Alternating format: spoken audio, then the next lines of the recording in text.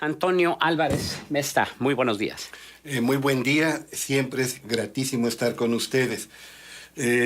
Mi querido Juan, a mí me consta que tú has leído la obra que tradicionalmente se le atribuye a Homero y que vamos a seguir con esa convicción de que Homero la escribió, o por lo menos la ideó, la Ilíada, la Odisea.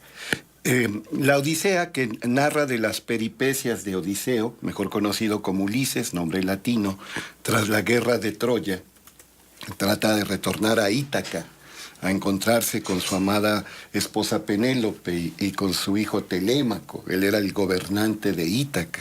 Y nos acordamos que el que lo reconoce de inmediato es el viejo perro Argos.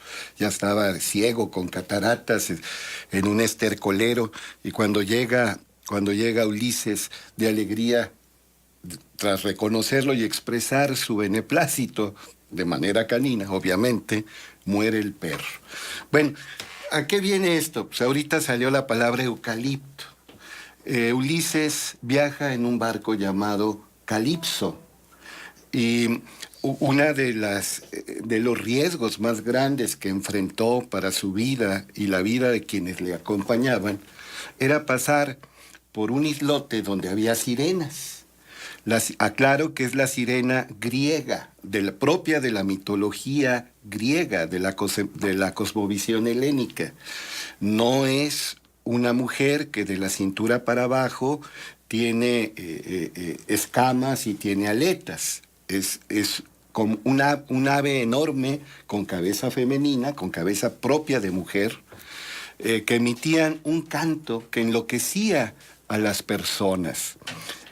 Hay dos versiones. Hay quien dice que por el dolor se arrojaban al mar y ahí las olas los despedazaban contra las rocas.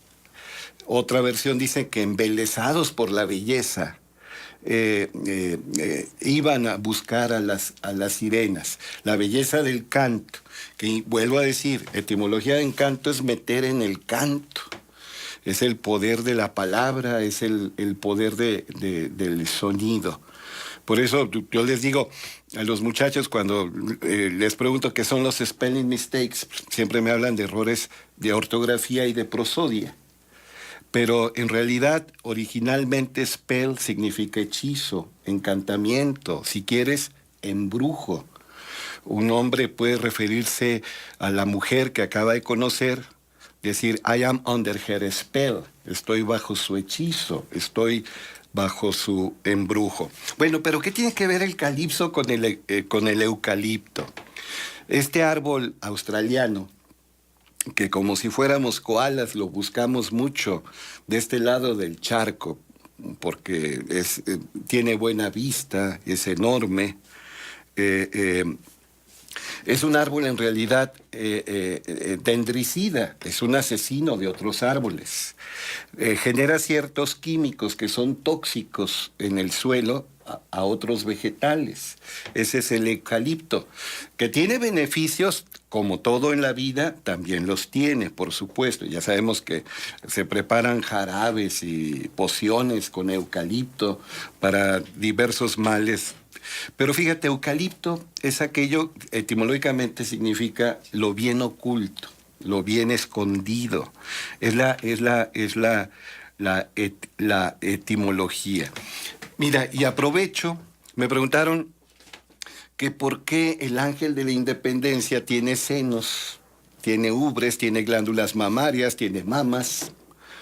Si los ángeles en la versión judeocristiana y también musulmana, se supone que son criaturas asexuales, el antropomorfismo que todo lo domina y hasta el andromorfismo, hay su matiz, después hablamos de eso, los conciben siempre como seres masculinos, aunque propiamente, al ser espíritu, no tienen sexo. Y yo les decía, es que no fue concebido como un ángel, de acuerdo a la cosmovisión judeocristiana. Es la victoria alada. En griego, victoria se dice Nike. Hay una marca de calzado deportivo y ya de ropa y de otros útiles deportivos como balones, ya sabemos cuál, la que tiene como lema, solo hazlo, just do it. la de la palomita o el angulito de aprobación, que Bauerman, junto con otro socio, crea la compañía y luego le ponen el nombre de Nike, y que significa victoria o triunfo, porque es fama que las suelas que tenía ese calzado originalmente para el atletismo iban a favorecer el triunfo de los atletas. Uno de los atletas famosos de Bauerman, que fue campeón mundial, aunque no pudo competir con éxito en los Juegos Olímpicos, hubo también un boicot a las Olimpiadas que le impidió asistir cuando era su apogeo, Prefontaine. El caso es que el calzado originalmente concebido por Bauerman, entrenador de atletismo de una universidad norteamericana, da origen a esta compañía de calzado deportivo.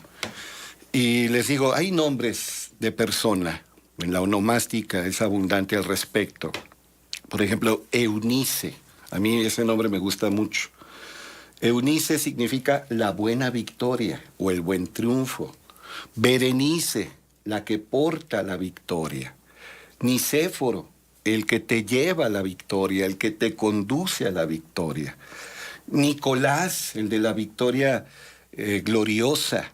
Y así, Aniceto, que también es otra manera de decir que lleva a la victoria. Hay quien dice que también el nombre de mujer Verónica viene de Nike, que significa victoria. Verdadera. La victoria verdadera. Aunque en otra ocasión yo había dicho que es un metaplasmo, es decir, es la deformación de la palabra por el paso del tiempo de icono, que sería la verdadera imagen. Esta es una tradición, no aparece en las Sagradas Escrituras, en la Biblia, que son las Sagradas Escrituras para todas las religiones cristianas, de que una mujer limpia la sangre y el sudor de Cristo cuando iba en camino al Gólgota o Calvario, y la corren los torturadores de Cristo. Ella triste llega a su casa y se dispone a lavar el paño con el que limpió el rostro del Nazareno, y entonces ve grabada en el lienzo, en la tela, la imagen de Cristo, de Jesucristo. Esta es una tradición, simplemente, ¿no? Obviamente no la va a encontrar para nada en las Sagradas Escrituras, en los Evangelios, sobre todo, que tienen que ver mucho con la vida y con las enseñanzas de Cristo. Y ya que hablo del ángel de la independencia, que insisto, es una victoria alada, ya sabemos que en 1957, el mismo año que murió Pedro Infante, hay un terremoto en la Ciudad de México y cae el mal llamado ángel de la independencia. Lo tienen que restaurar, más bien reconstruir. El arquitecto del proyecto original fue uno de los 7 sabios de México, el arquitecto Rivas Mercado. Y su hija, Antonieta, que era una mujer políglota, una mujer extraordinariamente cultivada, y aparte ejerció de manera amplia el mecenazgo, ayudó a muchos intelectuales, académicos, artistas, entre otros, por ejemplo, a Diego Rivera. Ella es fama que cuando don José Vasconcelos, que fue secretario de Educación con Álvaro Obregón, el primer secretario de Educación propiamente que hubo, porque antes eran ministerios de instrucción pública, y luego, y previamente había sido secretario, no de la UNAM, porque no era autónoma, sino de la Universidad Nacional de México, el rector de la Universidad Nacional de México, don José Vasconcelos, filósofo ilustre de México, el autor de La raza cósmica, de Ulises Criollo, fíjate, a propósito de Ulises Criollo, la indología, los estudios de estética, un destacado pensador mexicano, José Vasconcelos, tenía una relación afectiva muy intensa, fíjate el eufemismo, con Antonieta Rivas Mercado.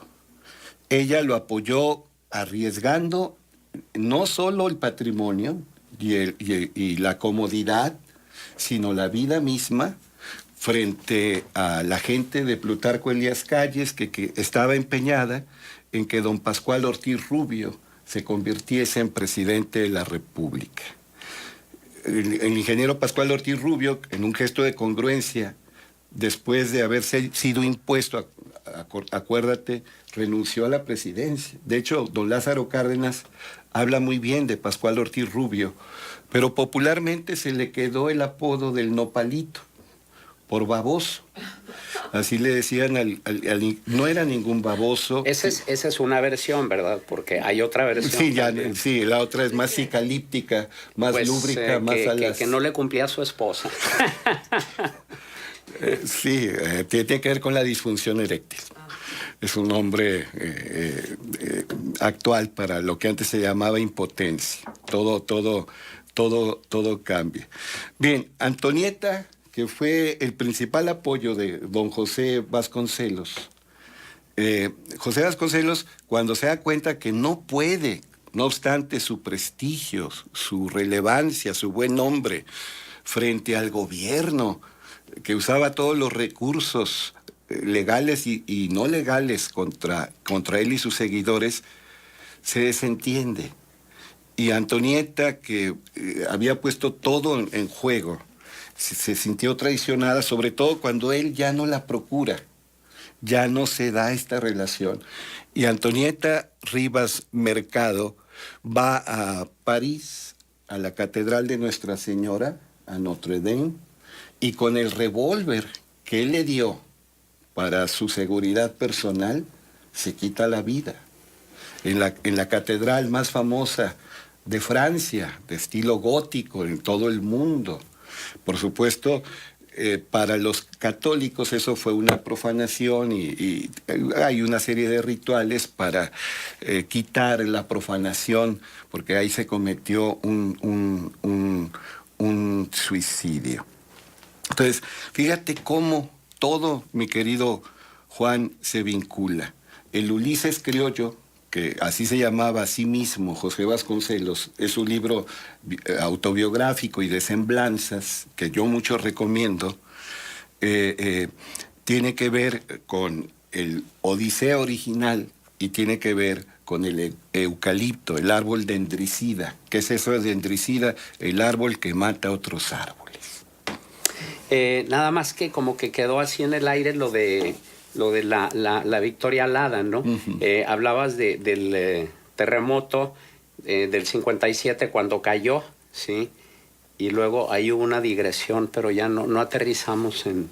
No, fue restituido el ángel. Se dice, hay la versión de que... Ahora con la modelo de Ana Berta Lepe.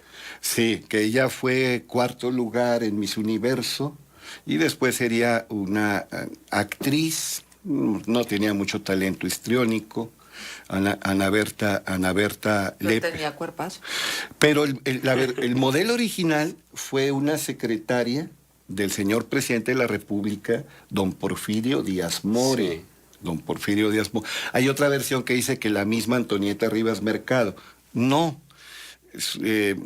No era particularmente agraciada desde el punto de vista físico. Era una intelectual, era una mujer brillantísima, seguramente era carismática. Todo el mundo habla bien de Antonieta Rivas Mercado. Pero sí, tú lo dices muy bien, una señorita México que destacó en Miss Universo, la primera, no ganó, pero estuvo entre los primeros 5 lugares. Sí. Sirvió de modelo cuando se reconstituyó la Nike, es decir, la Victoria. Francisco. Sí estaba en el juego de 6 grados para Kevin Bacon, de que en 6 pasos tú puedes llegar a tener relación con cualquier persona del planeta. Bueno, pues déjenme les informo que con Pascual Ortiz Rubio ustedes llegan a él en 2 pasos y yo en 1. ¿Por qué? Porque mi abuelo fue el que le tomó protesta cuando subió como presidente, era el presidente del Congreso y el que le contestó los informes, Flavio Pérez Gasga, que era diputado en esos entonces. Qué cerquitita lo tenemos. Ay, sí, hay que fíjate. traerlo a la mesa de análisis. Sí. Hay un comentario para ti, Antonio Álvarez Mesta. Dice, para el profesor Antonio Álvarez Mesta, él dice que Eunice es la buena victoria, que hay una mala victoria, por ejemplo, la victoria pírrica, Sí, ¿no? se habla de las victorias pírricas. Pirro, por ejemplo, decía otra victoria como esta y estamos acabados. Cuando muere mucha gente y se gasta prácticamente todo el patrimonio, esa es una victoria pírrica, una mala victoria. Mira, a mí me ha tocado en distintos años y en diferentes instituciones ser entrenador de muchachos en concursos. Y a veces se gana y a veces se pierde. No hay victoria para siempre, no hay derrota para siempre. Y yo les digo, prefiero que digan, la gente haga la pregunta, ¿por qué no ganaron? Presuponiendo que tenían todos los méritos para ganar. A que digan, ¿por qué ganaron? Sí, o sea, si no hicieron los méritos para ganar. Claro. Todo es relativo. Lo último que decimos, Pascual Ortiz Rubio vivía en el Castillo de Chapultepec, la residencia oficial del señor presidente de la República, y cerca de ahí vivía don Plutarco Elías Calles. Es fama que en una muralla pintaron, aquí vive el presidente, pero el que manda vive enfrente. Sí.